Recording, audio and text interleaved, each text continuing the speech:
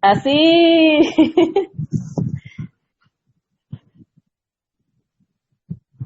Melhorou. Tá tentando aí, ó.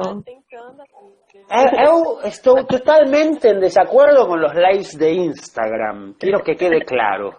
Pero bueno, estamos acá, así que vamos a disfrutar y tratar de que salga algo entretenido, nutritivo y descular el lenguaje que nos mueve, ¿vale? Está travando.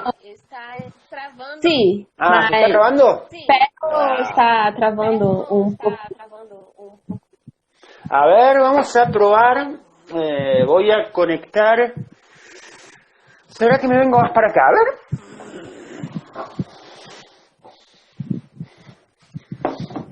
A ver. A ver. Aquí. Sim. Ahí se está escuchando un poco mejor, ¿o eso? Sim, agora melhorou. Ahora media hora. Ok. Bien.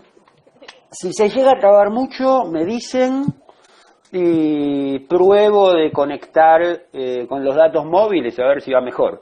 Pero bueno, ahora estoy conectado un poquito más cerca del módem y estamos con el wifi. Acá estamos. No tengo la computadora en esta mesa porque es muy chiquita para mostrar imágenes, pero vamos a tratar de batir papo divertido y poder hablar de lo que nos ocupa. Sim. Bienvenidos a todos los amigos, 16 están por ahí, wow.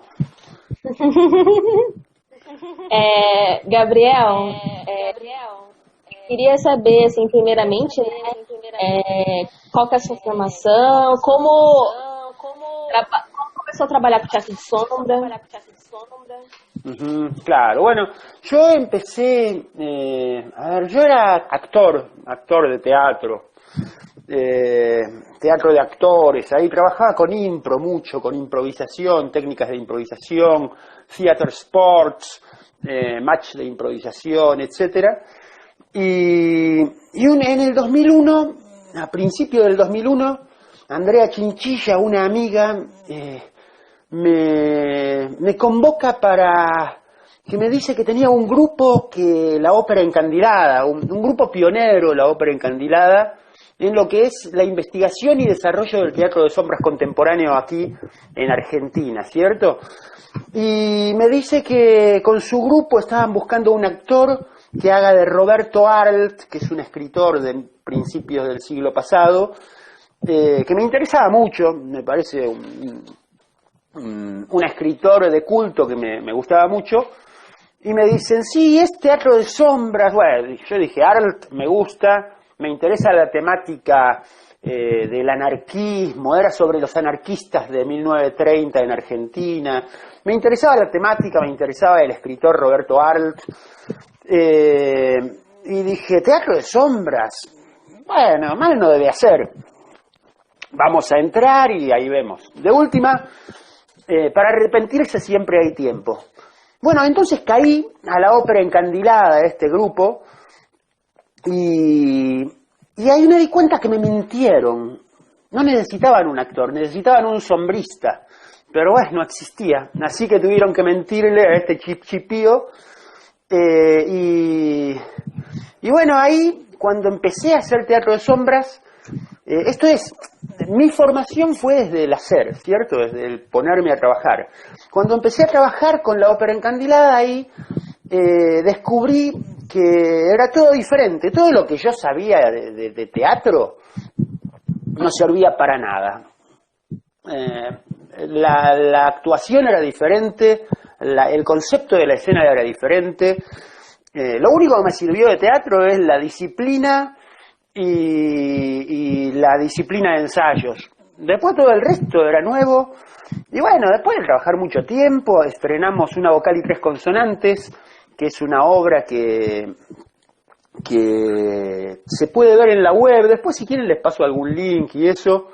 En mi página teatrodesombras.com.ar, ahí están todas esas cosas ahí para navegar y revisar, ¿cierto? Pero después, si quieren, también me escriben, les paso links o lo que sea.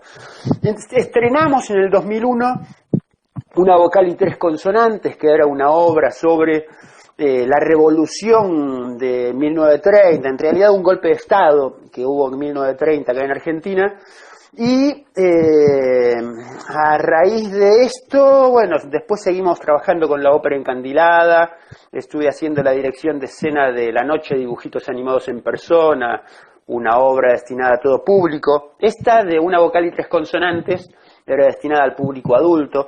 Hay algo muy loco con eso, porque en diciembre del 2001 estrenamos el 6 de diciembre, y el 20 de diciembre salías a la calle y era otra revolución, que en el 2001 se pudrió todo acá en Argentina, y salieron el pueblo a pelearse con la fuerza del orden y todo eso, y bueno, me gusta pensar que de algún modo exorcizamos ese malestar social, o de algún modo interpretamos los signos de la época y pudimos volcarlos en una obra de teatro, anticipándonos a lo que se venía también, que de algún modo esa es la función del artista, creo, el ser canal de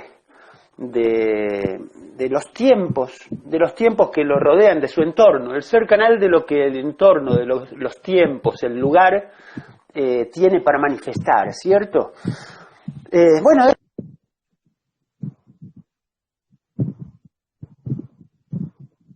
estuve participando en la dirección escénica de La Noche de Dibujitos Animados en Persona, sobre una leyenda guaraní. Luego hicimos Las Mil y Una Noches, junto con Pablo del Valle, también con la ópera encandilada. Bueno, seguimos trabajando. En el 2007 hicimos algo que, al menos en lo que conozco, creo que fue el primer encuentro internacional de teatro de sombras de Latinoamérica, que fue en varias ciudades de Argentina, todas dentro de la metrópolis, y una en Tandil, en 4 ciudades, en San Martín, Buenos Aires, La Plata y Tandil. En 4 ciudades de la Argentina hicimos el encuentro ese, con actividades formativas más que nada, y algunos espectáculos también, ¿cierto? En ese momento, en el 2007, no había mucha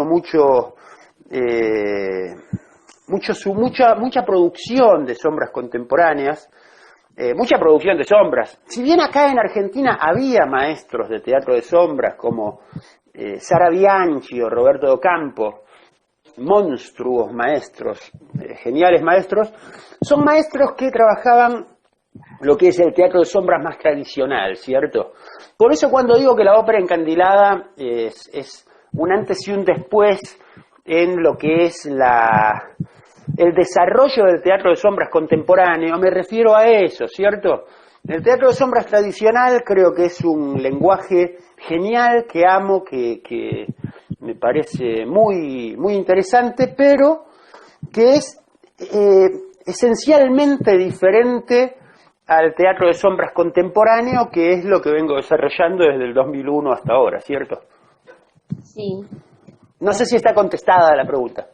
Sí. Bueno. No. ¿Se escucha bien? Sí, muy bien. Legal. Como você trabalha solo? ¿Cómo? O seu trabalho é solo ou não? Quais personas trabalham contigo? Legal. Bien, cuando empecé estaba trabajando con la ópera encandilada, que éramos casi un grupo multitudinario, éramos entre 6 y 15 personas, nunca sabíamos la cantidad de gente que éramos. Luego, bueno, en el 2007, después del encuentro, me separé, un poco como que se diluyó un poco el grupo, se fue separando en diferentes personas que dan épocas y ciclos, ¿cierto? Ahora incluso la ópera encandilada todavía sigue, y bueno, Valeria Andrinolo es la que está llevando adelante ese grupo y trabaja bajo ese nombre, es una de las fundadoras y genial. Pero bueno, una vez que me separo de la ópera encandilada, ahí me viene el abismo, porque dije, ay, ¿y ahora? Estuve mucho tiempo formando gente. Esto es formando gente, qué palabra de mierda. Estuve mucho tiempo trabajando, ayudando a que gente que estaba sin saber cómo encarar este lenguaje de las sombras, pueda dar sus primeros pasos con alguna especie de método que sea útil y que le ahorre el chocarse 700 veces contra la pared, como me pasó a mí necesariamente. Esto es, estuve trabajando en bastante tiempo en la elaboración de un método que facilite que cada uno se pueda desarrollar su camino en el teatro de sombras apelando a lo que tiene a mano. Estuve varios años con eso, hasta que en un momento, bueno, me puse a trabajar con un grupo con oscuras devociones, sombras eróticas. Nos dedicamos a investigar la relación entre el erotismo y las sombras. Hay algo muy interesante acá, porque los códigos del teatro de sombras contemporáneo son similares a los del erotismo. ¿Cómo es esto? El erotismo cuenta por lo que oculta, no por lo que muestra. En ese sentido, es exactamente igual que el teatro de sombras. El teatro de sombras no narra, no cuenta, su poetización no tiene que ver con lo que muestra, sino con lo que oculta. La sombra es ocultamiento, es retaseo de información. El erotismo también. Es lo que diferencia al erotismo de la pornografía, es que la pornografía cuenta por lo que muestra, es literal, es obvia. El erotismo cuenta por lo que oculta, es retaseando información, crea expectativa, trabaja con lo que el ojo no ve, pero que busca ver. Entonces, ahí estuve varios años trabajando con sombras eróticas, junto al grupo Oscuras Devociones. Primero estuvimos con Tiago Luz y con Paula Sensotera, trabajando muy duramente. Después, ahí logramos sacar al ruedo Placeres Secretos, que era una especie de punteo sobre diferentes modos de vivir el erotismo. Y luego seguimos, en otro momento hicimos un parate ahí, volvimos con otra obra junto a Florencia Jardoy, Belén Groba, Luna Costa, Santi, ¿cómo era tu apellido? Ahora Santi y Diana Hernández están en Colombia, ellos son, Diana es colombiana, Lorena Coca, hicimos un equipo bien grande, éramos como 7, 8 personas, y trabajamos varias producciones. La cereza del postre de esas producciones fue Placeres Secretos, que fue la libertad del erotismo, una especie de apología a tomar todas las libertades con conciencia y con acuerdo, ¿cierto? Fue una época muy interesante de autointrospección.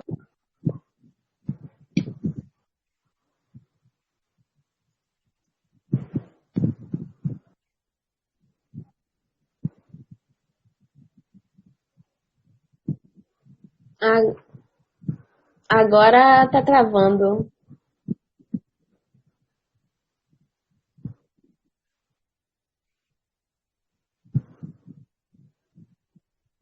Hola.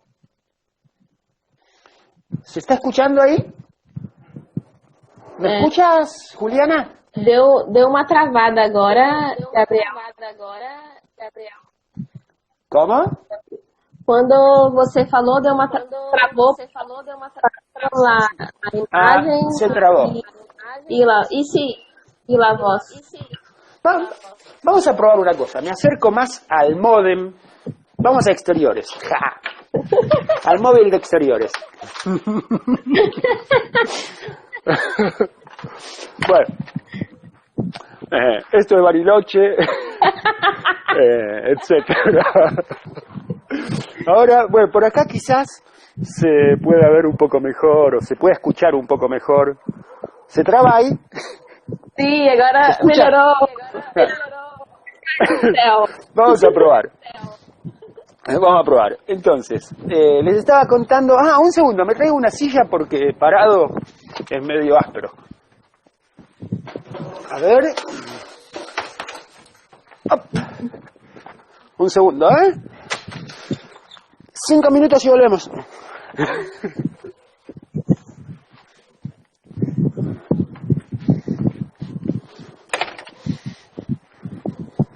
Bien.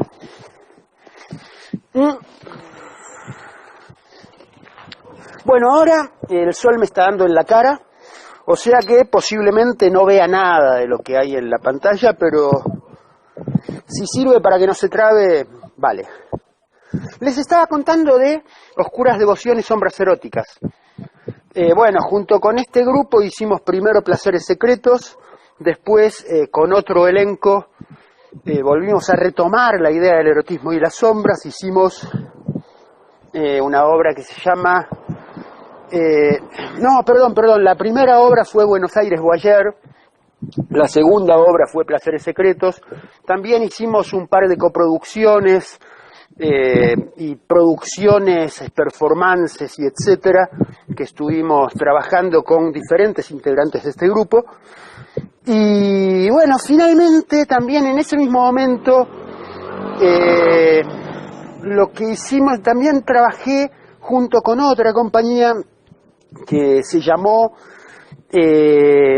¿cómo era esto? Negras Inquietudes, una línea entre la oscuridad y la luz, que fue un trabajo que nos propusieron desde la Universidad Nacional de San Martín. Yo estaba en ese momento estudiando la carrera de diplomatura en títeres y objetos junto con Tiago Luz, que estuvo hace unos días de Lumiato, con Tiago Bresani, con Soledad García de Lumiato. Y bueno, en ese momento también trabajamos con esta obra en la que estábamos trabajando una mezcla entre danza con teatro de sombras, una apuesta plástico-coreográfica le llamábamos. Nos dirigía Marta Lantermo, una de mis maestras, y bueno, estuvimos trabajando con estos grupos. Llegó un momento que todo tiene su ciclo, y se fue diluyendo y esto y lo otro, y yo estaba viajando, había ido a Colombia un par de veces ya a dar talleres, a trabajar en la Universidad Distrital de Bogotá, en la SAB, convocado por Carlos Araki, un maestro de allá, dando vueltas por Colombia y esto y lo otro, y me vi con la necesidad de tener un unipersonal. Entonces, bueno, me hice... ahí estrené La Caja de Pandora, que es un trabajo unipersonal en el que trabajaba con el público. Ahí mezclé lo que era mi trabajo en improvisación, en técnicas de improvisación grupal y etcétera, con mis conocimientos sobre sombra, sobre el lenguaje del teatro de sombras y sobre todo con la dinámica de taller. Lo que planteábamos ahí era una experimentación en la cual armábamos pequeñas puestas junto con el público, pequeñas obras desde el mero cero. Esto de yo salía a escena presentando a un artista que no llegaba, al gran maestro Fabularis. Ahí nació la compañía Fabularis Teatro, en verdad, que venía a presentar al gran maestro Fabularis. Una vez que terminaba de presentarlo, el artista no llegaba, entonces, bueno, yo tenía que improvisar algo. Entonces empezaba a armar un títere con pedacitos de cartulina, con varillas de brochet, de la nada. El títere, le pedía la personalidad del títere a la gente del público, me iban diciendo, a ver, ¿cómo lo armamos? ¿Y qué tipo de personaje sería? Y etcétera. Y armábamos 2 personajes, invitaba a pasar a alguien del público y armábamos pequeñas historias con eso. Eso fue un unipersonal que tuvo un ciclo también, fue algo bien interesante, pero en un momento también dije, unipersonal, improvisación, es muy vertiginoso, es muy angustiante estar siempre haciendo trapecio sin red. ¿Cierto? La improvisación tiene esta cosa, que si bien es hermoso y eso, es muy angustiante. Me tocó ir al Festival de Barranquilla de Cuenteros, en Colombia, en la costa colombiana, y ahí me tocó hacer, hubo días que tenía 4 funciones, entre 3 y 4 funciones. Descerebrado terminaba, haciendo improvisación, tratando de ser original y auténtico y hacer improvisación real 4 veces por día, con 4 grupos diferentes, armar y desarmar el retablo. Entonces, bueno, dije, vamos a armar algo mejor. Entonces ahí, el año pasado empezamos a trabajar junto a Carolina Saurín, mi compañera. Nos pusimos a trabajar bueno, con ella yo ya venía trabajando en una obra de ella, que es A Punto Caramelo. Ella estaba dirigiendo esta obra, y bueno, me vine a Bariloche justamente para trabajar con ella en esta obra. Empezamos a trabajar, logramos sacarla adelante en diciembre del 2018, la estrenamos. Con su elenco, son 5 o 6 personas, no sé, es un elenco grande, pero también como que nos miramos con Caro y dijimos, necesitamos algo para poder viajar, para poder movernos. Entonces ahí decidimos hacer una obra que sea batalladora, que se pueda salir que pueda hacerse en prácticamente cualquier lado, ¿cierto? Y ahí empezamos a elaborar Mi Gato Amo, que es una obra que narra las aventuras de un gato. Mi Gato Amo, donde habitan las sombras, es exactamente, ese es Gato Amo. Amo, no sé cómo, sí, en Brasil también significa lo mismo. Amo o doña, ¿no? O master of the life, ¿no? Bien, entonces, porque los gatos son un poco eso, son un poco amos de sus dueños. Entonces, bueno, en esta primera parte de Mi Gato Amo, lo que narramos es la historia de un chico, de su dueño, y es como un viaje introspectivo donde el niño Limay, que también está ahí en la foto, creo, ¿sí? Está en la foto. Limay le tocará iniciar un viaje introspectivo para viajar al lugar donde habitan sus propias sombras, para poder lidiar con ellas y bueno, finalmente poder volver a una realidad cotidiana, estando más entero, siendo más consciente de sus afectos y etcétera, ¿no? Y en definitiva siendo más feliz también, ¿cierto? Esta obra es una obra pensada para todo público, ¿cierto? ¿Qué pasa con esto? Acá hay algo interesante, porque yo empecé trabajando para adultos con la ópera Encandilada, luego hicimos algo que estaba más dirigido a los niños, con dibujitos animados en persona, etcétera. Después volvimos con Las Mil y Una Noches, la versión para adultos con Pablo del Valle y la ópera Encandilada también. Después seguí con adultos, con Sombras Eróticas y esta puesta Negras Inquietudes, que era una obra de teatro-danza. Alessandre Favero estuvo en algún ensayo en algún momento de esta obra en Buenos Aires. Luego dije, no, tengo que trabajar para todo público. Y ahí ya desde Fabularis me agarró como un leitmotiv de poder trabajar no para chicos. Yo no quiero trabajar para chicos. Esto es, eu acho que trabajar só para crianças es subestimar la capacidad de entendimiento de los niños, ¿cierto? Entonces se escucha, hay un camión barredor que está pasando y quizás hace... Bien, legal. Entonces, ya desde Fabularis Teatro, que con Fabularis Teatro también había hecho una cajita lambe de sombras, que es el telescopio del Doctor Fabularis. Con esta obra viajé a Brasil al cuarto FIS, creo que fue, hace 3-4 años, el Festival de Sombras que organizan los amigos Silvia y Ronaldo, allá en Taubaté.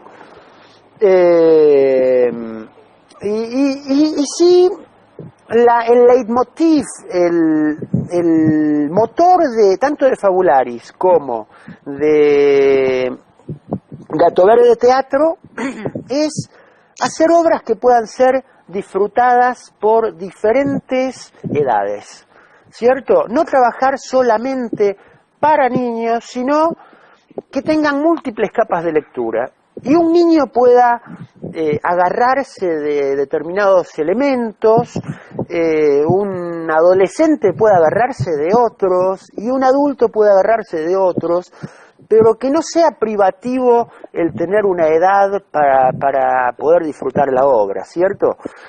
Sí, me encantaría, en algún momento tengo que retomar lo de Sombras Eróticas porque es algo que me mueve mucho, me parece que es algo bellísimo y algo que como anillo al dedo, digamos, la sombra y el erotismo, no hay dos cosas más afines en el universo, creo. Pero sí, el tema de ahora, bueno, estoy abocado a trabajar para todo público, ya sea con el telescopio. Ahora con Gato Verde sacamos otra cajita más que se llama Pi, que es un pájaro maravilloso que busca la libertad.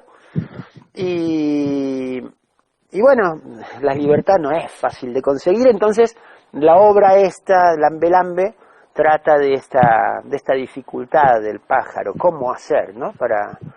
para conseguir la libertad. Entonces, trabajo en grupos, trabajé solista, disfruto trabajar solista, disfruto trabajar en grupos.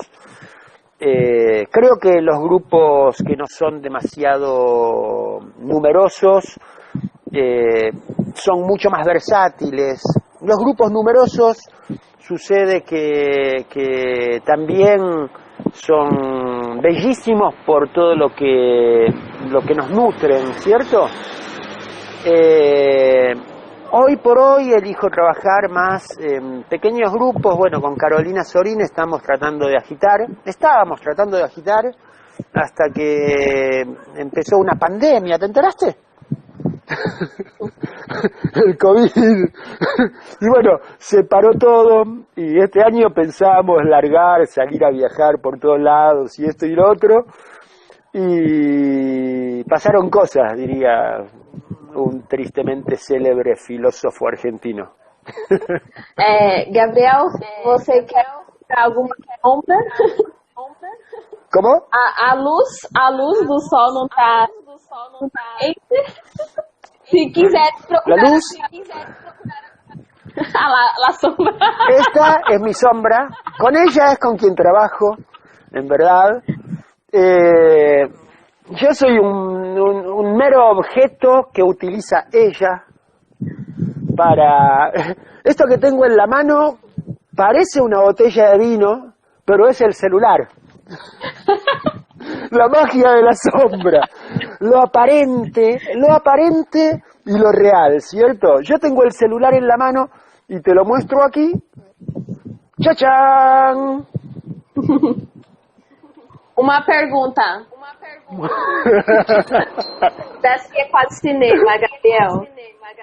¿Cómo? Uma pergunta dessa é quase cinema. Ya, hermosos compañeros y colegas. E qual é a diferença da dramaturgia para crianças e para o restante dos públicos? Como podemos diferenciar esses espetáculos, que é para crianças e outros Se está medio cortando, pero entiendo que cómo podemos diferenciar la dramaturgia para niños o para público adulto. Bien, intentaré, a ver, la dramaturgia, es crear sentido mediante crear sentido dramático, crear sentido narrativo, eso es dramaturgia. Me parece que la única diferencia que hay entre niños y adultos es la temática. Esto es, con oscuras devociones, sombras eróticas, no puedo decir que es para todo público porque voy preso. Y aparte no es para todo público, porque hay temáticas que no son para niños abiertamente, ¿cierto? Yo que la temática es la única diferencia. La dramaturgia es creación de sentido.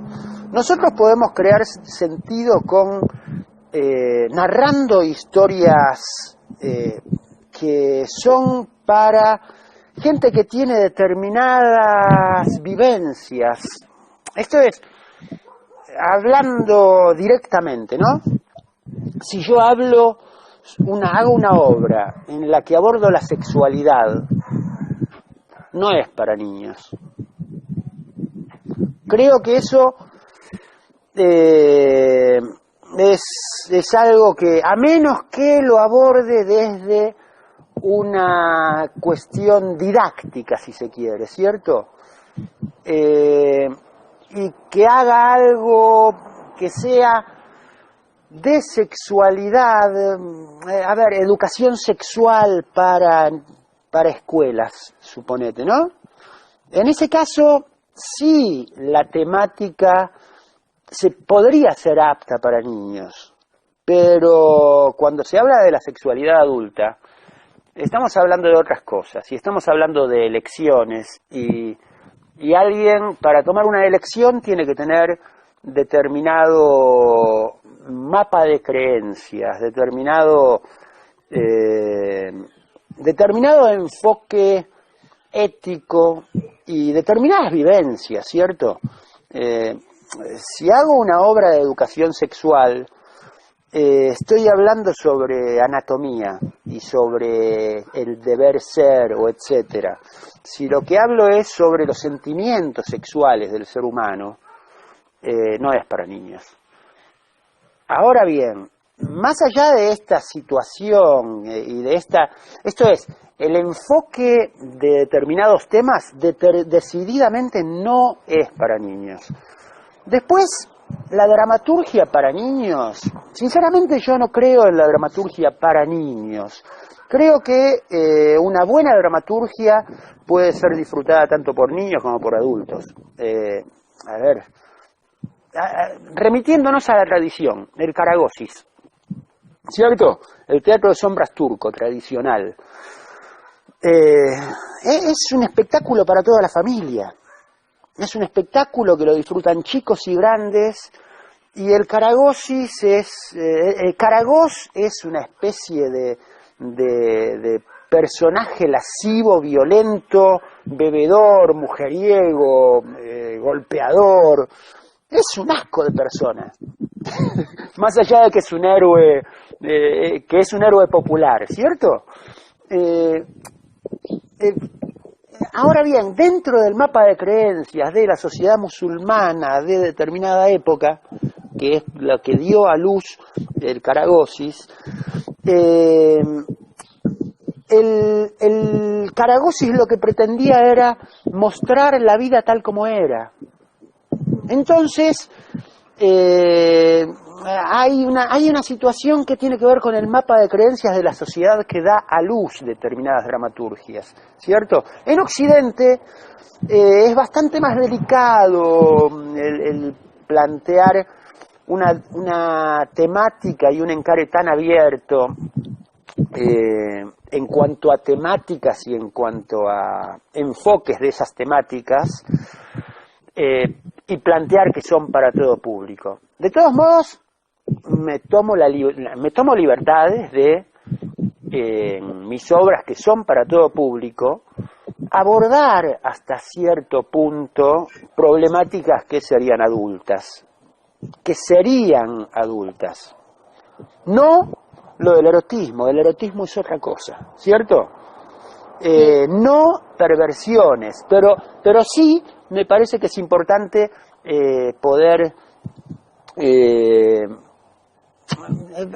Esto es, la diferencia entre la dramaturgia para niños y adultos, sintetizando, meramente es la temática y el enfoque de la misma.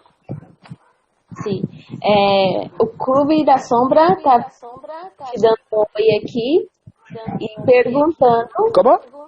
O Clube da Sombra, o Alexandre Fíbaro. ¿Clube da Sombra? Está te dando um olá e uma pergunta. Hola. Ay, se corta, merda. Voltou? Está me escutando? Voltou? Eu acho que não está ligando muito bom. A ver? Eu estou escutando. A ver, entonces Clube da Sombra pregunta. Sim, você é um maestro muito experiente. E que coisas que um artista de sombras não deve fazer? Bien. ¿Qué cosas un artista de las sombras no debe hacer? Sí. Es bueno Fabero preguntando. Yo creo, no, hay algo interesante, porque me da oportunidad de hablar del rol del artista. El rol del artista no es dar respuestas, es plantear preguntas que pongan a prueba las respuestas que ya creemos saber, las respuestas que tenemos como conocidas, y ver si es tan así como pensábamos. Bien, ¿qué cosas un artista de las sombras no debe hacer? En principio, a ver, bien, qué jodido que sos, Alessandre, la puta. A ver, ¿qué no debe hacer? Esa cuestión de la prohibición es rara igual. Eu acho que un artista de sombra ¿qué no debe hacer? Acá, voy a hablarte de lo que debe hacer. Para mi manera de verlo. Debe respetar el material con el que está trabajando. Debe estar sensible a lo que el material le está dando y a lo que puede darle y a las potencialidades que tiene ese material, ese lenguaje. Un artista de las sombras, y acá aparece otra cuestión, ¿no? Un artista de las sombras, dice. Un artista de las sombras es una persona que hace eso. Hay otra gente que utiliza las sombras como un recurso, como una técnica, ¿cierto? Un artista de las sombras debe respetar lo que el lenguaje le da, lo que el lenguaje puede darle. Debe respetar los códigos inherentes al lenguaje. Hoy hablaba del ocultamiento, del retaseo de información. Hablaba de... No hablaba todavía. El tema de el código de narración, el código de expresión, el código expresivo de las sombras, tiene que ver con el ocultamiento, con el retaseo de información. Entonces ahí podemos hablar de la sinécdoque, la parte por el todo, podemos hablar a ver, la sombra para mí es no es luz más oscuridad. La sombra es el amor entre la luz y la oscuridad, lo que sucede entre ellas. Las sombras no es 1 más 1. La sombra es la relación dinámica, viva y orgánica que se produce entre luz y oscuridad. Entonces, ahí hay un par de cosas, ¿no? La sombra es movimiento. La sombra es movimiento incluso hasta este punto. Mira, yo tengo acá mi mano, allá hay una pantalla y esto, ¿no? Acá estoy yo, acá está mi sombra en el piso, el sol está atrás, ¿cierto? Si detenemos el tiempo, el sol sigue estando ahí, el piso sigue estando ahí y mi mano sigue estando acá, pero la sombra desaparece. Porque la sombra es un chorro de fotones que sale desde el sol a 300.000 kilómetros por segundo, choca mi mano, toca la pantalla, el piso, la superficie de proyección. Esto es, la sombra es verbo, dirían algunos filósofos místicos, evangelistas. Arjona, que decía, Dios es verbo, no sustantivo. La sombra es un acontecimiento, la sombra es movimiento. Lo que no debe hacer nunca un artista de las sombras es negar las propiedades del material y del lenguaje con el que está trabajando. Lo que no debe hacer nunca un artista de las sombras es jugar en contra de las posibilidades del material. Lo que no puede hacer nunca un artista de las sombras es pedirle a las sombras, tratar de que las sombras le dé lo que no posee. No hay que pedirle peras al olmo. Es un dicho que dice, ni peros al alma, digo yo. No hay que pedirle a algo que no nos puede dar. Esto es, no le puedo pedir a un chino que me traduzca un texto del alemán. ¿Cierto? Entonces, ese es el tema de qué es lo que no debe hacer un artista de las sombras. Y con una salvedad. Un artista de las sombras no debe hacer eso a menos que sea consciente de que está experimentando en ese sentido. Esto es, ¿estamos estirando el hilo a ver dónde se corta? Bien, genial. Somos conscientes de eso. No digamos que estamos expresándonos y haciendo, no. Estamos cagándonos en todas estas prohibiciones de las que hablaba. Bien, caguémonos en las prohibiciones. Las prohibiciones están para ser rotas. Las reglas están para ser rotas. Pero cuando rompemos una regla, ¿qué ponemos en su lugar? ¿Para qué la rompemos? ¿Somos conscientes de que estamos rompiéndola? ¿O estamos expresándonos y decimos, ay no, mi expresión es más importante que soy snob, soy el centro del universo? ¿Somos unos masturbatorios que estamos mirándonos nuestro ombligo o estamos tratando de generar algo algo para los demás, algo para la humanidad, algo para el lenguaje incluso, ni siquiera para la humanidad? Algo, ¿estamos explorando este lenguaje para darle algo o para expoliarlo solamente, o para sacarle cosas? Si estamos en este lenguaje para sacarle cosas, estamos haciendo mera técnica de sombras. Una bocha de gente, un montón de gente me llama o me contacta para pedirme recetas. Los mando a cagar. Yo no doy recetas. Te puedo ayudar en una búsqueda tuya que tengas y una necesidad. Te puedo dar puntas de búsqueda. Pero las recetas es el cómo hacer las cosas. Y las cosas no se hacen de una manera. Las cosas se hacen con lo que tenés. Se hacen situadas en tu entorno. Hay gente que me dice, ¿cuál es? Y seguramente van a aparecer acá y va a haber esa pregunta, va a estar. No estoy leyendo las preguntas porque me da el sol en la cara, te decía. Seguro que va a haber una pregunta que va a decir, ¿cuál es la mejor pantalla que se usa? ¿Cuál es la mejor o mejor tecido para un screen, para una pantalla? Es mentira eso. No hay mejor tejido para una pantalla, no hay mejor tela para una pantalla. La mejor tela es la que, de las que conseguís, la que mejor se preste a lo que necesitas de ella. ¿Cierto? Entonces, ahí aparece la cuestión de el situarse en el entorno y que nuestro trabajo en las sombras esté atravesado por ese entorno. Porque si no, estamos repitiendo recetas.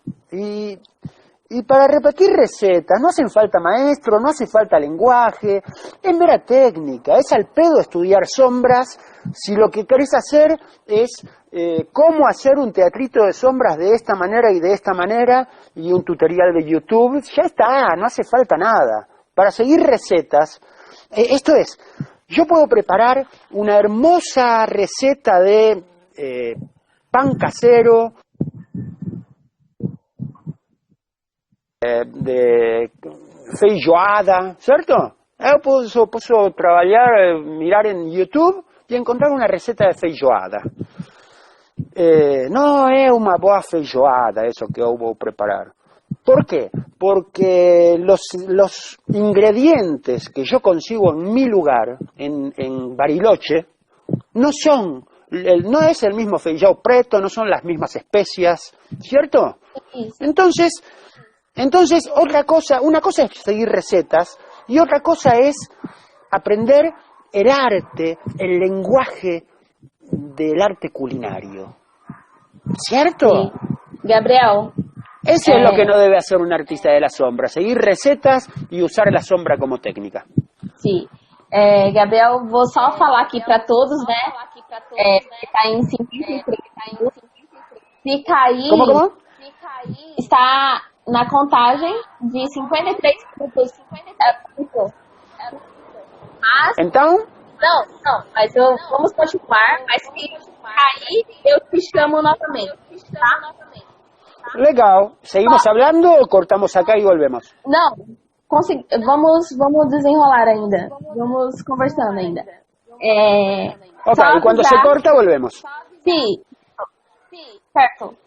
Legal.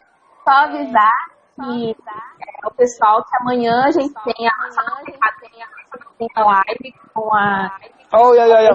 Se corta. Ah. ¿Sí? A ver, voy a pasar a datos móviles porque se está cortando. Vai fechar aqui. O pessoal tá me escutando ainda? O pessoal que tá aqui ao vivo aqui, assistindo a essa conversa, tá me escutando? Pronto, voltou. Hola. ¿Mejor ahí? Sí, tá bom, tá bueno. Bien, se estaba cortando, pasé a datos móviles para poder que no se corte tanto. Entonces estamos 5 minutos más acá y luego cortamos y volvemos a ligar. Sí, está me escuchando? Sí, ahora perfecto. Sim, só avisar que amanhã a gente tem a live com teatro, tá? Com o pessoal amanhã à noite. E se corta, 19. Se entrecorta, disculpa. ¿Sí? Vamos conversar, vamos continuar a nossa conversa com relação ao obra, né? E você falou que abrange diversos públicos só, e também que ele tem várias possibilidades, né? Do que ficar somente na técnica, né? Então, qual que é a relevância do teatro de sombra para a sociedade? ¿Me entiende? No comprendí. Disculpa. Sucede que está entrecortándose el audio. Te veo fluida, pero el audio se entrecorta y me complica entenderlo. Entendi. Vou repetir. Aqui no corta. Tá bueno. Bien. Te envidio. Eu sou. Eu acho que o som tá dando eco. Você tá dando eco pelo seu, não? Silvio tá normal. Eu escuto também No, minha voz. Raúl, se corta, disculpa, disculpa. A Eu ver, acho que é por isso que tá cortando. Eu também tô escutando o você meu acha- eco. ahora te estoy escuchando, mas cuando se corta me dificulta. Disculpa. Sim, Entonces, la pregunta es, vamos resolver aqui. Está Já. dando eco. Você está com outro aparelho aí perto? Ligado? ¿con otro? Está dando eco. ¿Hay eco? Vou cortar, vou encerrar essa live Y volvemos a ligar. Dale, genial. Legal.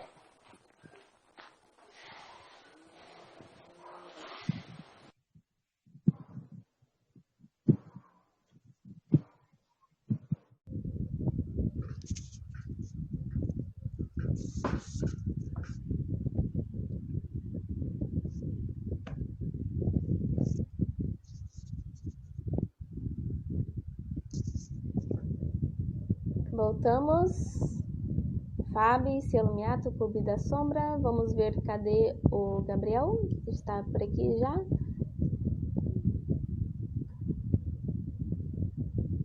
Vou te chamar, Gabriel.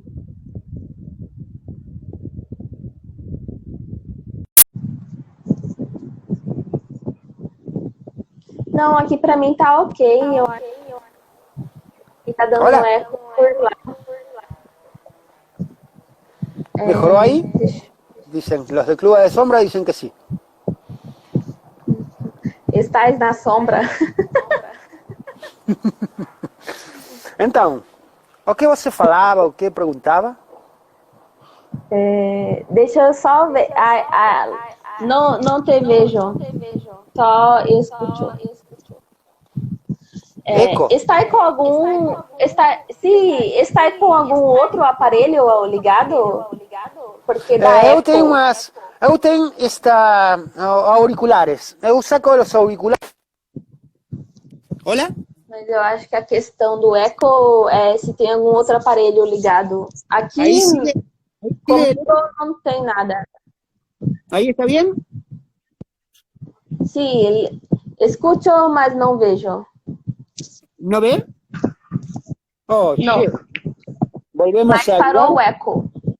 ¿El eco O está? eco parou. Ah, No, bien, paró. esto era. Eran los auriculares, parece ser. Fechou. Ah, vos conocés los auriculares que no tienen micrófono, tal vez es eso. Não te vejo. A ver, a ver. Entonces, ahí se escucha. Vou desligar. Sim, vou encerrar e te chamar novamente. Nuevamente, dale, sálcame para así hacemos como la otra vuelta que O funciona. meu tá com eco. O meu tá com eco, não tem nada aqui ligado. Ahí cómo se escucha.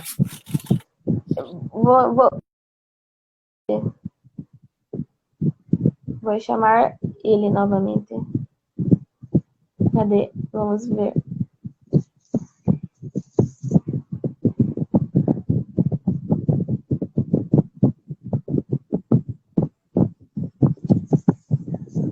Quando eu falo aqui, tá dando eco? Me respondam aí, por favor. Quando eu falo aqui sozinha, tá dando eco? Está conectando ao Gabriel.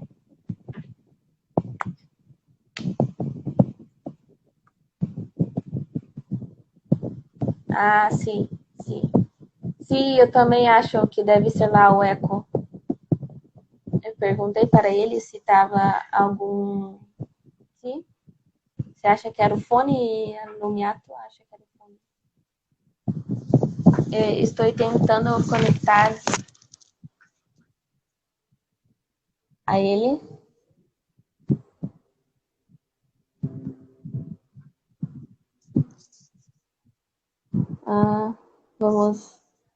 Vamos chamá-lo novamente.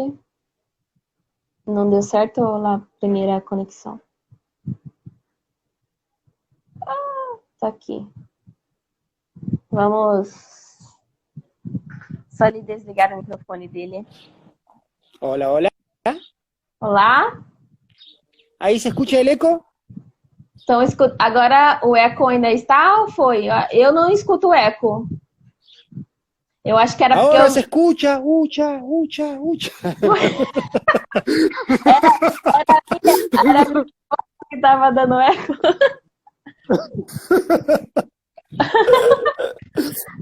Pessoal, Legal. deixa eu só Ahora se escucha perguntar. bien. Sim, deixa eu só perguntar aqui Bien. para eles. E aí a gente continua. Tá tudo ok? Está sem eco? Vale. As imagens estão ok? As nossas imagens, nossas vozes? Estou vendo Vale, genial, técnicas.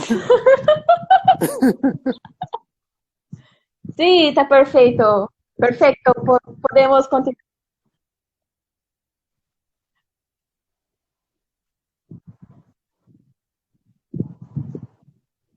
Sim.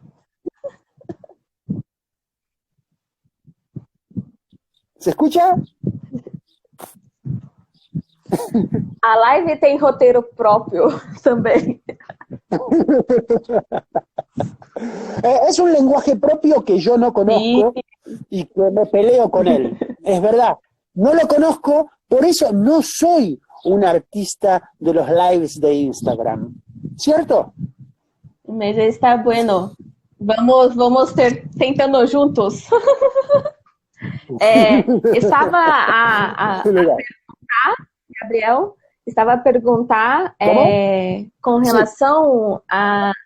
Estava perguntando para você com relação à sombra poder atingir vários públicos e também ter diversas possibilidades.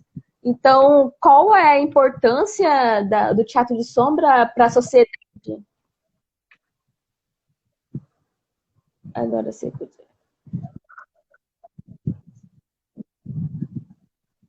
Qual é a importância de la sombra, da linguagem para a sociedade, tendo em vista a diversos públicos e diversas possibilidades? ¿Me escuchas? Ahí, ¿te escuchas? ¿Me escuchas? Sí, voltou. ¿Me escuchas agora?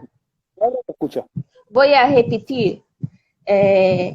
La sombra, qual é a importância para a sociedade, sabendo que ela pode atingir diversos públicos, como você falou, e também tem diversas possibilidades. Então, qual é a importância da sombra para a sociedade? La sombra.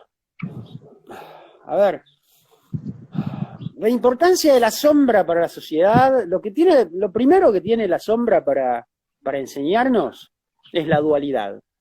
Las cosas no son blancas o negras. Las cosas no son luz u oscuridad. La sombra es la relación dinámica y orgánica y atenta entre la luz y la oscuridad.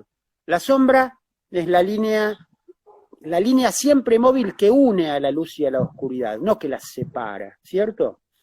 Ya desde ese concepto hay una enseñanza enorme que la sombra puede dejar a la sociedad occidental, sobre todo, porque la sociedad occidental está basada en una situación, en una concepción del mundo iluminista, unívoca, y nada, es unívoco. La luz por sí sola ciega como la oscuridad. Oculta a la vista tanto mucha luz como mucha oscuridad. La sombra es la relación dinámica de ambas. La sociedad occidental judeocristiana en la que vivimos separa todo en dos cosas opuestas: luz y oscuridad, bien y mal, Dios y demonio, bueno y malo, blanco y negro. No es así. La sombra lo que nos tiene para dar como principal enseñanza es que bueno es tan mierda como malo, si no hay una relación dinámica, orgánica y atenta entre ambas puntas. La sombra nos enseña que la realidad tiene más que ver con un yin y yang, con una cosa dual, que con una cosa unívoca, siento.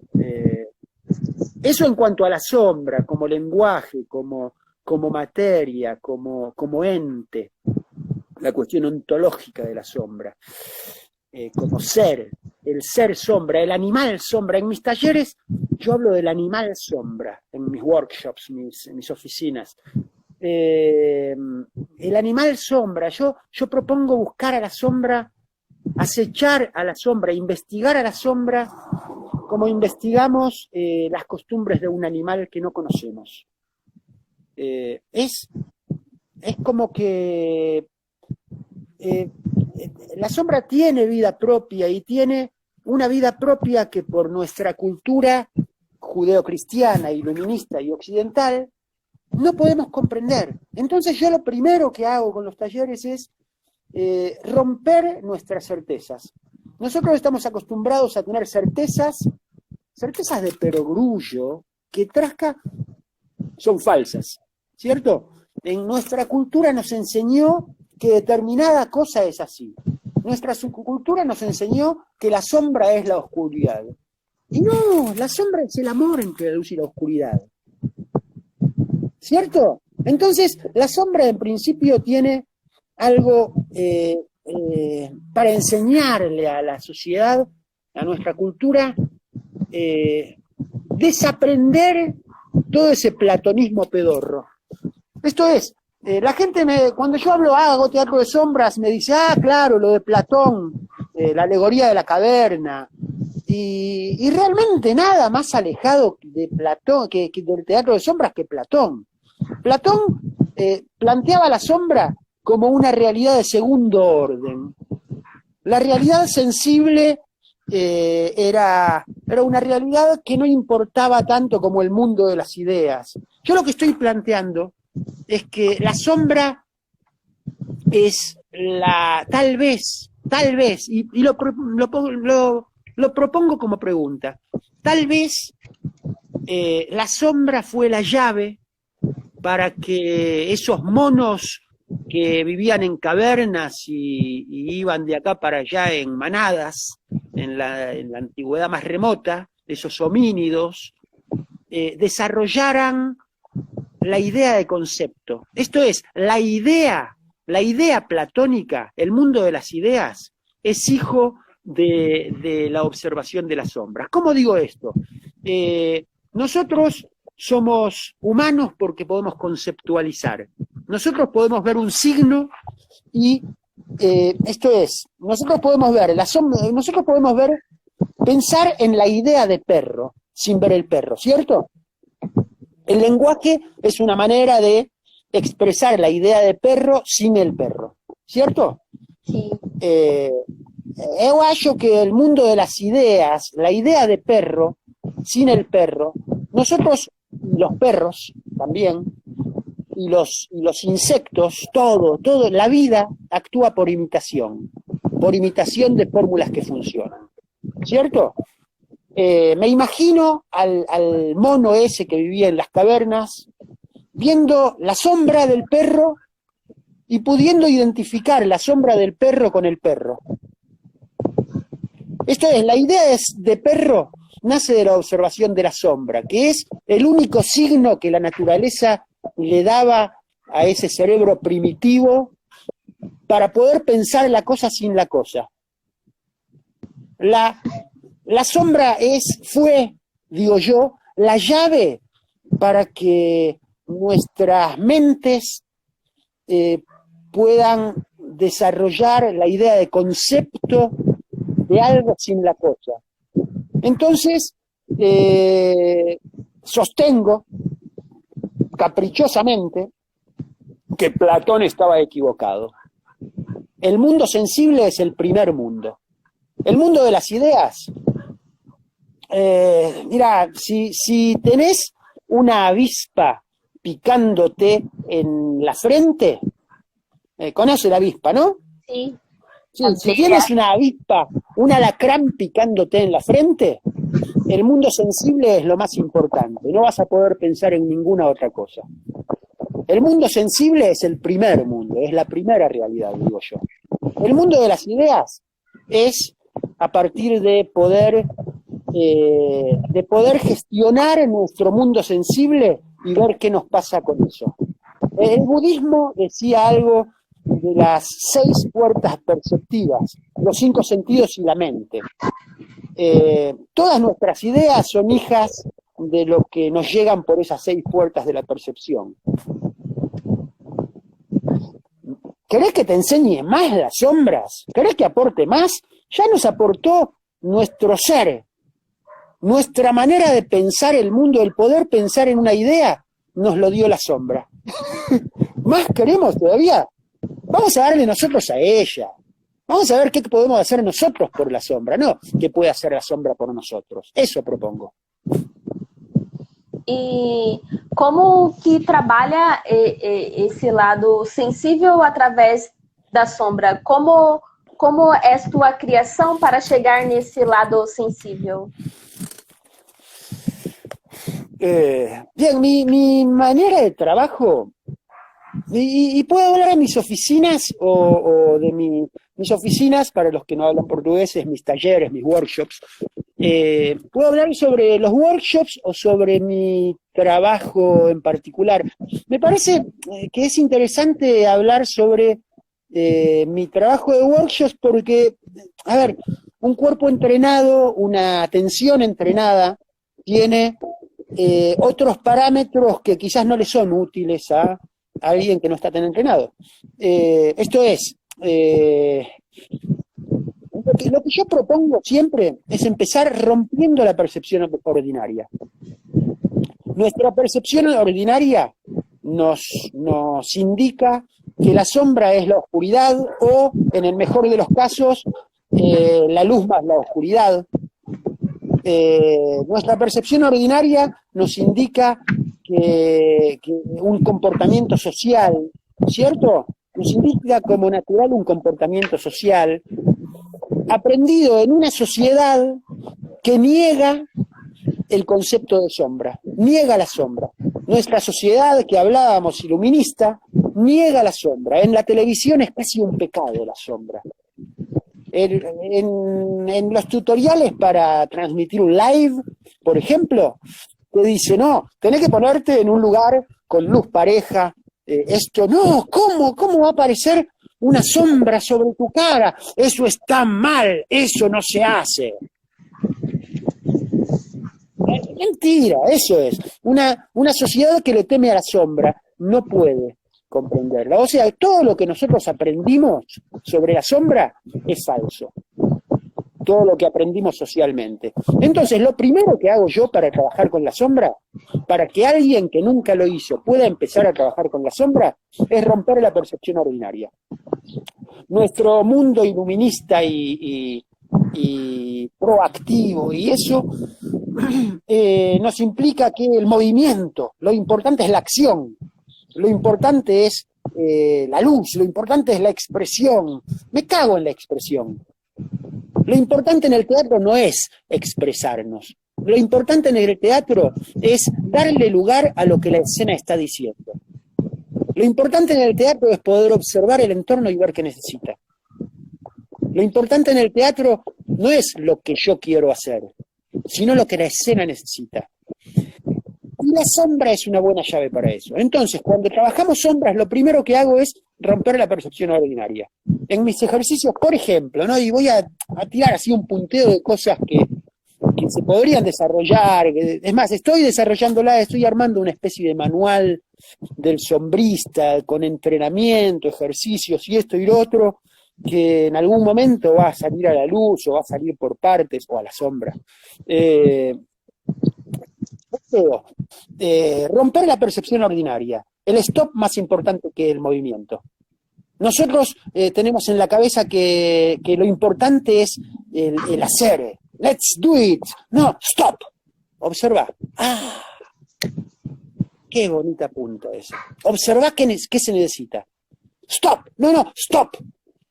Es más importante tu stop que tu movimiento. Yo le digo a la gente, no me interesan tus movimientos, no me interesa tu movimiento, me interesa tu stop. En el momento en que estás en stop, observa y sentí el espacio que te rodea. Y le digo a los que toman los talleres, no me interesa tu cuerpo, me interesa el espacio que te rodea. La forma que haces con tu cuerpo no me interesa, es pura mierda. Lo que me interesa es la forma que rodea a tu piel. Lo que me interesa es la proyección de tu presencia hacia el espacio vacío. El meternos nuestro ego en el ojete, digo yo. El poder abandonar nuestro ego para darle vida al espacio vacío que nos rodea. Eso es una buena punta para empezar a trabajar las sombras. ¿Por qué? Porque la sombra es espacio vacío, mierda. La sombra es relaciones entre espacios vacíos y llenos que están más allá de nuestro cuerpo. Entonces, abandonando esa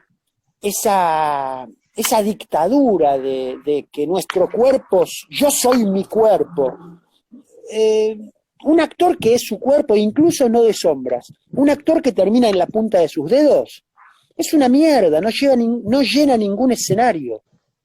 Los actores que te hacen agarrar a la butaca cuando los ves salir al escenario, están relajados, empujando el suelo y proyectando hacia todos, irradiando su presencia hacia todo su entorno. No solamente hacia adelante, que eso es otra de las puntas que trabajo mucho, el proyectar hacia atrás. El otro día hablaba a Tiago, y de lo que hablábamos, que yo hace unos años que vengo trabajando las costas, la espalda, la proyección de la espalda, la presencia de la espalda.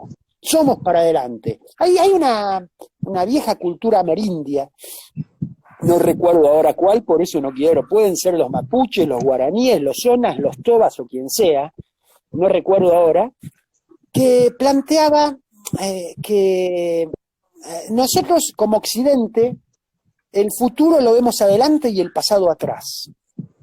En esta cultura, lo que planteaba es que el futuro está atrás y el pasado está adelante.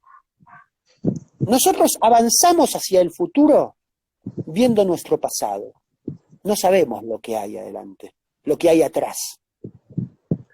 ¿Cierto? Entonces, la revalorización de la espalda, nuestras costas, es nuestro paradigma, nosotros encaramos al mundo con nuestra espalda, encaramos sin saber lo que encaramos. Y vamos caminando hacia atrás, hacia el futuro, observando el pasado más cercano lo observamos con más nitidez, lo que pasó hace mucho lo observamos con menos nitidez, aquella zona que ni siquiera transitamos nosotros, pero que es la historia, nuestros antepasados, todo lo que nos precedió, lo observamos a lo lejos y lo observamos también. Entonces, la importancia de la espalda, la importancia de las costas para romper la percepción ordinaria. Entonces, yo soy mi detención, soy mi espalda, soy mi proyección al espacio que me rodea. Y a partir de esa concepción, la sombra nos abre sus puertas y nos deja pasar. Sí. Vamos, muy bueno. Boas provocações. Vamos a duas perguntas aqui. Tem uma da Cielo Miato e uma da Fabiana Lazari. Da Fabiana Lazari está perguntando assim, se existem experiências que não funcionaram no teu trabalho com o teatro de sombras. ¿Cómo? No comprendí la pregunta.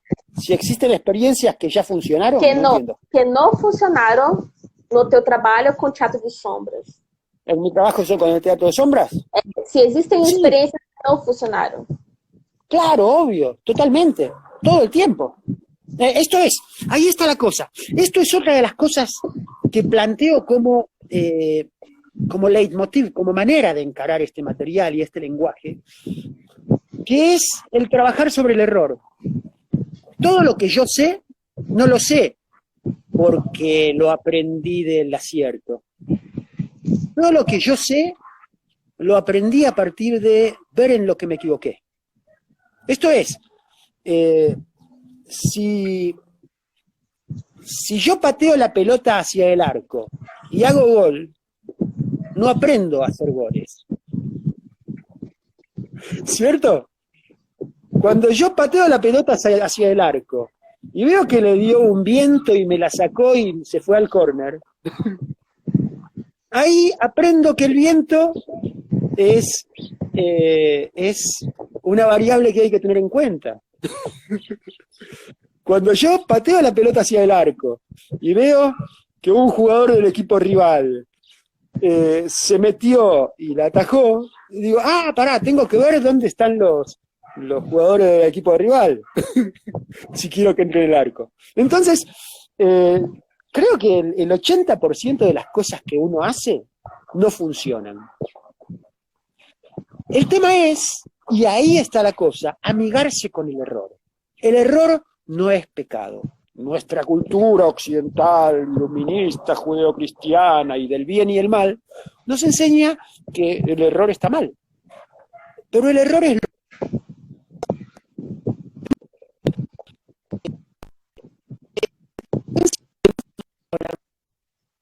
Travou aqui.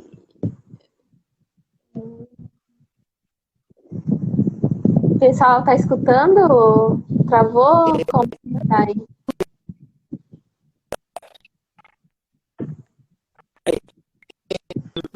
Tá travando, travou.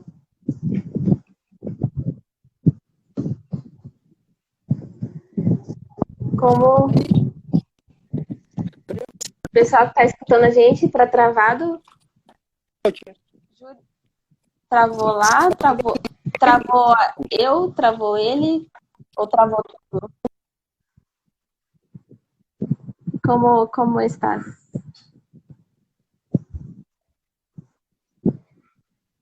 Escureceu, voltou? Tá tudo ok? Não, dele tá travado, né? E como que tá a minha? Vão me dizendo aí como que está a minha dele. Está me ouvindo, Gilson? Ele travou? Aí, ¿me escuchas ahí? Agora sim, voltou. ¿Voltó? Voltó. Ahí voltó. Bien, lo que estaba diciendo es que las experiencias que no funcionan son las que me enseñan a cómo hacer para que funcione. En general, el problema sería si una experiencia no funciona y sigo intentando de la misma manera, ¿cierto? Entonces, ahí la obra termina no funcionando y todo el proceso termina no funcionando. Cuanto más atentos estemos y más aceptemos los errores en las épocas tempranas de un trabajo, es cuando estamos a tiempo de cambiarlo. Y el aceptar los errores implica examinarlos y ver cómo funcionan los errores, ¿cierto? Y no pelearnos con los errores, sino aceptarlos como nuestros únicos maestros. Yo en mis oficinas, en mis talleres, falo que yo no soy el maestro, yo soy el guía que los va a llevar, les va a dar herramientas para que se encuentren con sus propios errores y los reconozcan y aprendan lo que tienen ellos para darles. Creo que el error se empieza a transformar en un aliado y en un maestro en la medida de que dejamos de pelearnos con él. Experiencias fallidas son todas. El tema es saber reconocerlas a tiempo y ver qué tienen para enseñarnos. Vamos à pergunta, então, da Cielo Miato, né? Agorinha a gente já finaliza já a nossa live. Legal. A Cielo Miato perguntando como que foi a construção da dramaturgia do espetáculo Mi Gato Amo. Muy interesante. Bien, con Mi Gato Amo empezamos con Carolina, dijimos, bueno, ¿qué hacemos? Carolina Sorín es dramaturga. Y bueno, aprendí muchísimo sobre dramaturgia también trabajando con ella, sobre otras maneras de generar una dramaturgia. ¿Cómo fue el proceso dramatúrgico? Sucedió que dijimos, bueno, ¿qué queremos? Algo que se pueda mover, que se pueda hacer en escuelas, que se pueda hacer en festivales, que se pueda hacer en todos lados, y así y asá. ¿Qué necesitamos? A ver, necesitamos una historia, algo de lo que partir. Y agarramos como punto de partida, dijimos, hay un libro muy bello, así un cuento que se llama Donde habitan las sombras, no recuerdo ahora el autor, que es un niño que está haciendo diabluras en su casa y la madre lo manda a dormir sin comer, y ahí él se va hacia una isla donde habitan, donde viven los monstruos, perdón, donde viven los monstruos se llama. Y habitan las sombras es otra cosa. Where the Wild Things Are se llama en inglés, donde las cosas salvajes están, no recuerdo ahora el nombre de este señor. Empezamos a trabajar sobre esa dramaturgia y empezamos a decir, bueno, a ver, vamos a hacer esa dramaturgia, vamos a trabajar eso. Y en un momento empezamos a trabajar y nos encontramos con la materialidad. Empezamos a hacer títeres y empezamos a probar escenas. Y apareció el gato como una mascota que queríamos ponerle al niño que hacía locuras. Y el gato se comió al niño. Esto es, hicimos un títere del gato y cuando materializamos el gato, vimos que donde habitan los monstruos se nos había escapado, no era eso lo que había que hacer. La materialidad. Y ahí hay una cosa que hablábamos el otro día con Carolina, que hablábamos sobre la idea y cuándo empieza el proceso de poiesis de una obra de teatro, el proceso creativo de una obra. No es en la idea. El hecho teatral no comienza en la idea. El hecho teatral comienza cuando la idea se encuentra con la materia y la materia lo modifica. Entonces, al trabajar, cuando apareció el gato, empezó a ganar preponderancia, ganó más preponderancia que el protagonista, y la historia empezó a ser otra. Y si bien después volvimos un poco y sacamos el gato aparece en un par de escenas nada más de toda la obra. El gato apareció comiéndose a la obra, comiéndose todo lo que pensábamos hacer, y después se fue y nos dejó solos, y quedó la idea del gato rondando, y el gato fue el motor tácito, el motor invisible. El ocultamiento del gato es el motor que lleva adelante la obra. El gato es Godot, de algún modo. ¿Cierto? Esperando a Godot. El gato, la diferencia es que aparece al principio y aparece al final. Y aparece la idea del gato, aparece todo el tiempo. Pero no está el gato en la obra casi.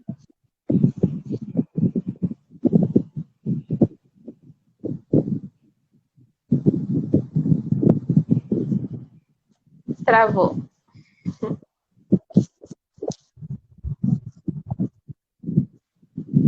Y ese fue el proceso creativo de la dramaturgia. No fue un sentarnos y decir, las cosas, partimos de una idea, que era esto de donde habitan los monstruos, después abandonamos esa idea, y seguimos lo que sucedía en escena, seguimos las limitaciones de los materiales, las limitaciones espaciales, el espacio de ensayo, por ejemplo. Esto es importantísimo, el espacio de taller. Si tenés limitaciones espaciales, matéricas, de dónde moverte, eso también entra en la dramaturgia.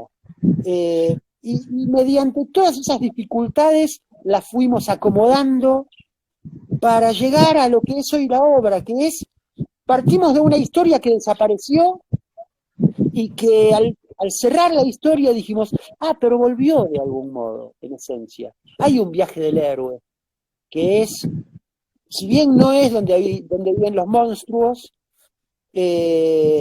por eso mantuvimos el subtítulo Mi gato amo, episodio 1, donde habitan las sombras. Porque si bien no es en donde viven los monstruos, y esa historia desapareció, volvió el viaje del héroe, que era la esencia de esa primera historia. Y volvió de algún modo en ese nuevo formato. Si bien el gato que entró a comerse al protagonista y que en un momento ahí dijimos, bueno, no, es la historia del gato lo que vamos a contar, no es donde viven los monstruos. Y ahí es donde hay algo interesante que Carolina habla, que me dice, todo lo que uno prueba y descarta queda jugando de fondo. Entonces, la dramaturgia que armamos en Mi gato amo, donde viven los monstruos, es con los retazos de todas esas cosas que descartamos y articulándolas de una manera orgánica, de acuerdo a lo que pedía el devenir de lo que íbamos haciendo. La historia se escribió a sí misma, digo yo. Nosotros trabajamos para articularlo de una manera orgánica, para darle vida, para darle sentido.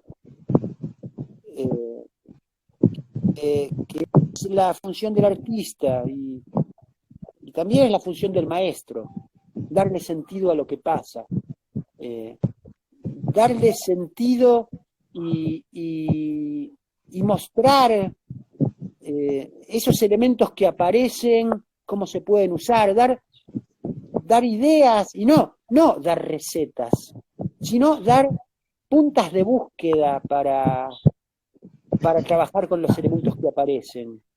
Y ahí está la situación de la que volvemos a hablar de lo situado, ¿no? Del situarnos en nuestro lugar. De ahí está mi búsqueda, que no es el teatro de sombras contemporáneo, que muchas veces se confunde con lo que hacen en Europa, Giocovita, y que son unos maestros. Montecchi es un monstruo, un maestro, genial. Pero a mí me interesa lo que podemos hacer nosotros con nuestra realidad material latinoamericana, con lo que nos rodea, con nuestra idiosincrasia latinoamericana, con nuestras limitaciones. Hay compañías en Europa que trabajan todo con policarbonato, con policarbonato, y cuando quieren que quede negro, lo pintan de negro. Acá el policarbonato sale $100 el metro cuadrado, es imposible, es ridículo. Es un insulto al ser latinoamericano el plantear que las figuras hay que hacerlas con policarbonato. ¿Qué es lo que yo mis figuras las hago, por ejemplo, con cartones, con mucho material reciclado, mucho material de la basura, con plásticos que encuentro en la basura? Y me gusta mis luces, las luces de sombras que fabrico, que ya hice más de 600, las hago con material reciclado, y es muy noble el material reciclado. Y estamos resignificando la basura en un material útil, en una herramienta, en un material creativo. Un maestro de dramaturgia de acá de Argentina, Mauricio Cartún, habla que el dramaturgo crea con la basura, con esas cosas que nos pasaron, que la mente las descarta como basura, pero el dramaturgo se agarra de eso para crear sensorialidad y que en sus obras los personajes vivan, no sean meras escrituras, meras ideas escritas. Y en el choque con la materialidad, con nuestra materialidad latinoamericana, con nuestras limitaciones, con la idiosincrasia latinoamericana, y ahí está mi búsqueda, y creo que un teatro de sombras que no sea situado es una mera receta, de cómo yo hago tal cosa. Yo lo que planteo es lo mismo que trato de hacer en mis obras, es ¿qué tenemos a mano? ¿Qué es lo que hay para trabajar? ¿Con qué trabajamos? ¿Qué limitaciones tiene este material? ¿Qué necesitamos de este material? ¿Podemos darle una vuelta de rosca para que nos dé lo que necesitamos? ¿Podemos transformarlo? Cuando nos da algo que no es exactamente lo que pensamos, porque nunca las cosas son exactamente lo que nosotros queríamos hacer. Cuando nosotros hacemos una obra, es otra cosa que nuestra idea. La idea del creador es una montaña de mierda, digo yo. No vale nada. El creador crea cuando se encuentra con la realidad concreta, con la materia, con el público, con el entorno. Las ideas están muertas, viven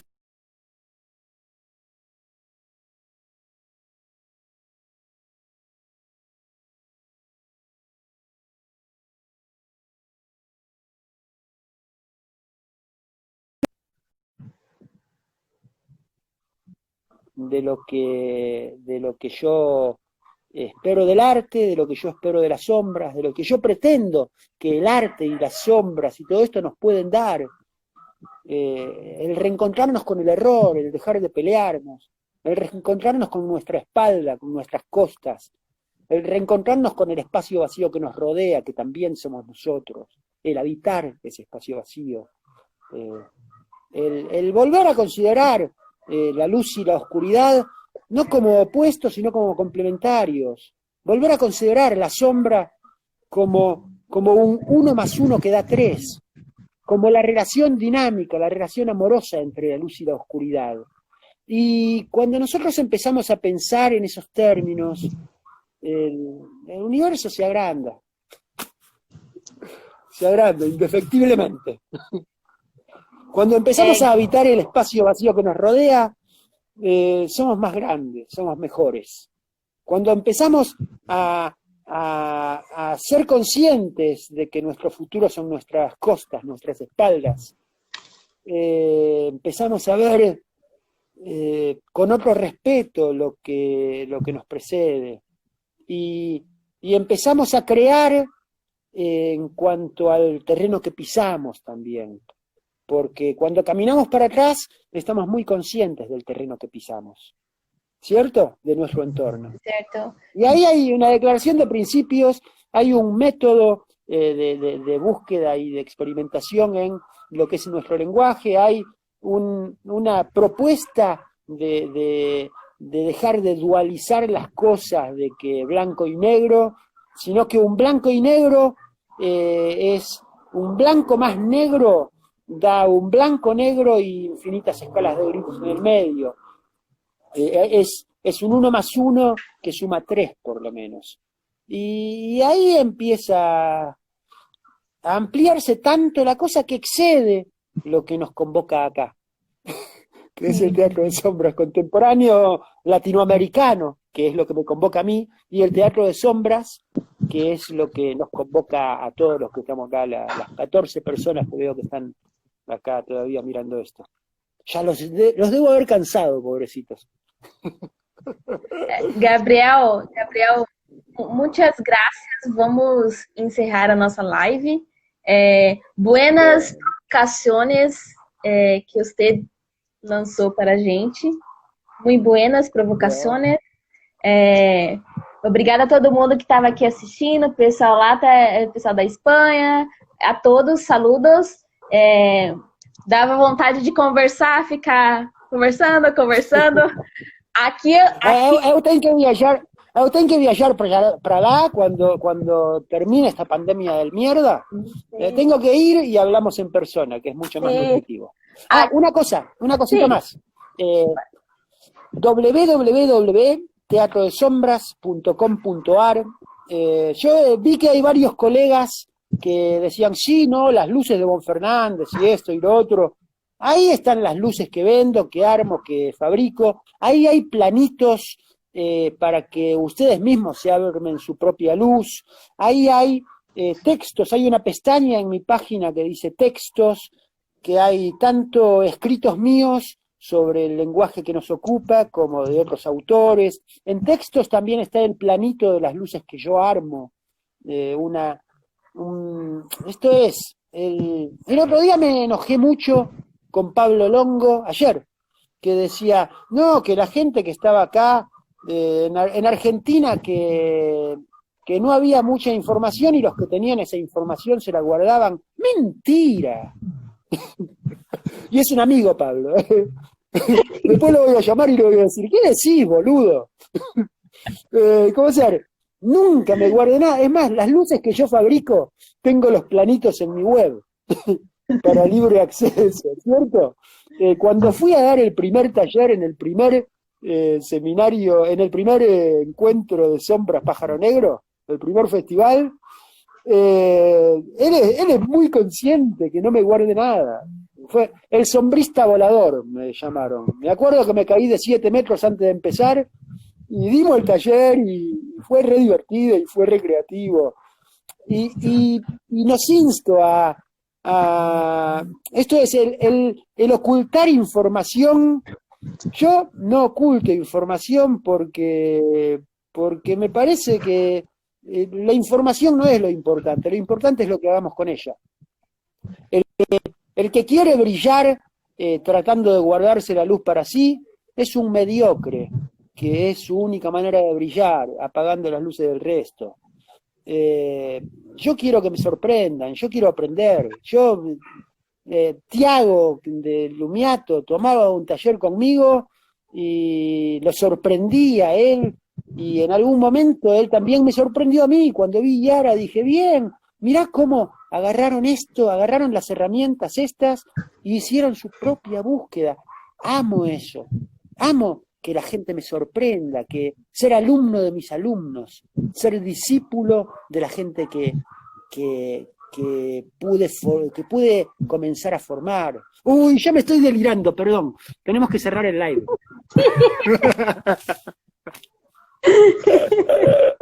Es difícil cerrar una conversación de sombras conmigo.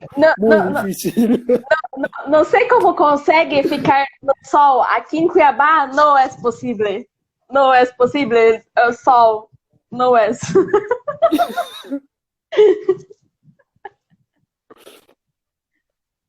Travou. Acho que tá na hora de dar tchau mesmo. No. Quizás los errores técnicos nos hagan el favor de cerrar esta conversación en live por nosotros. Gracias, Gabriel. Oh, no se escucha. Hasta luego, suerte. O sol, a sombra do sol, a sombra.